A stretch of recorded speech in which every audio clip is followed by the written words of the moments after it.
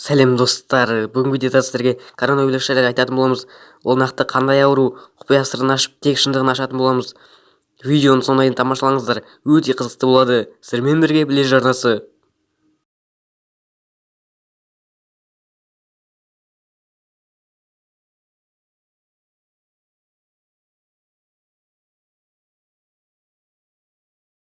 Коронавирустар латын тілінен коронавируаде 2020 жылға қарай қаңтарында адамдарға және жануарларға әсер ететін екі суффиксалмен біріктірілген құрамында реңкі бар вирустың 40 түрі бар отбасы атауы вирустың құрылымымен байланысты омыртқа тәрізді процестері тәжіге ұқсас. Коронавирустар сүтқоректілерде, мысықтарда, иттерде, шошқаларда, ірі қара малдарда және құстарда ауру тудырады. Адамның коронавирусы алғаш рет 1965 жылы жедел респираторлы вирустық инфекциялардан бөлінген.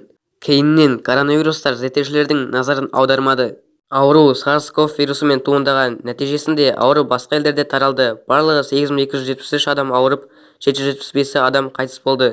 Өлім 9,6% MERS-CoV вирусы таяу шығыстағы тыныс синдромының қоздырғышы MERS болып табылады. Оның алғашқы оқиғалары 2012 жылы тіркелген.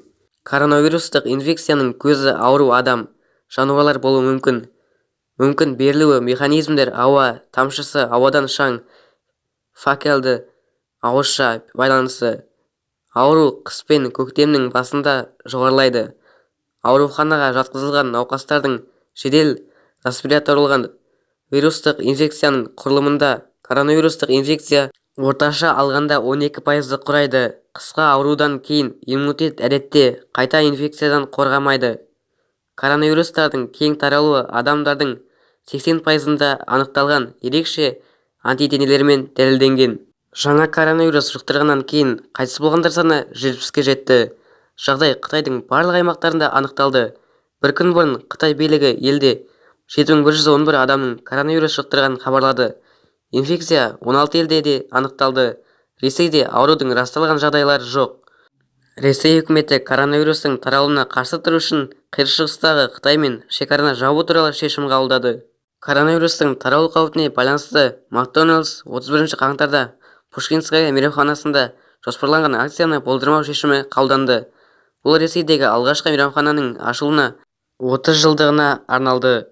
Круиз кемесі бейсенбі күні Италия билігі мен Римге жақын портқа жеткен круиздік кемесіне 6000 жолаушының қонуына тыйым салды. Тыйым коронавирус деп күдіктенген екі қытайлық жолаушының медициналық тексерілуінің нәтижесінде белгілі болғанға дейін күшінде болды.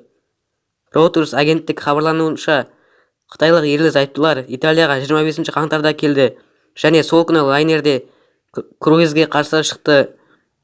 Бейсенбіде Дүниежүзілік денсаулық сақтау ұйымының ДДС төтенше комитетінің отырысы эпидемиясының жаһандық қауіп деп жариялауы керек пе, жоқ па деген мәселені шешті.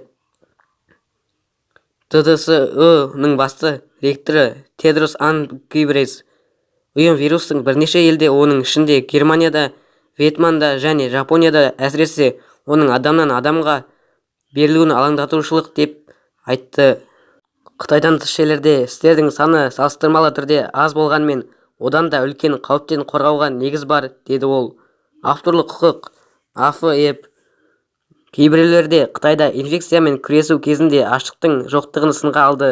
ТДО бұл шараларды қолданылып жоғары бағалады. Ел басшысы Си Цзиньпин шайтан деп атаған вирусты жеңуге уәде берді. Уханда орналасқан Хувейге келген адамдар үшін жұмыс берушілер оларға карантин кезегінде үйден жұмыс істеуге мүмкіндік берді. Қытай футбол қауымдастығы 2020 жылға барлық матчтардың кейінге шегерленгенін хабарлады. Кейбір халықаралық авиакомпанияларды Қытайға рейстерді тоқтатты немесе қысқартты, ал Google, Starbucks және Tesla сияқты компаниялар дүкендерін жауып елдегі жұмысын тоқтатты. Қытайдағы індеттің басталуы 2000 жылдардың басында SARS гөрі көп адамға әсер етті. Дегенмен қайтыс болғандар саны аз. SARS қоздырғышы сонымен қатар коронавирус болды. Басқа елдер не істеп жатыр?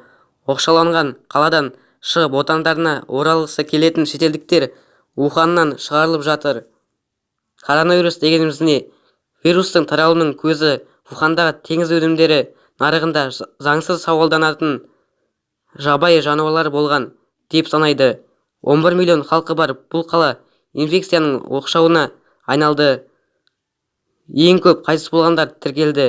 Кейбір жағдайларда вирус адамнан адамға берілетін, көбінесе Уханнан немесе сол жерде болған адамдармен тығыз байланыста болған адамдардан болған. Вируспен күресетін вакцина жоқ, бірақ жұқтырған адамдардың көпшілігінде жеңіл симптомдар бар және олар емделусіз қалпына келеді.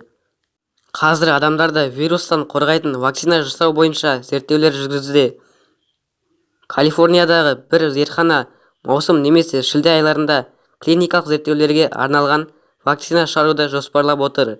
Алайда коронавирус жедел респираторлық инфекцияны тудыру және өлімге әкелуі мүмкін. Ал достар, осы видеода аяқталды. Егер сізге видео ұнаған болса, онда міндетті түрде арна жазыңыз және лайк басыңыз.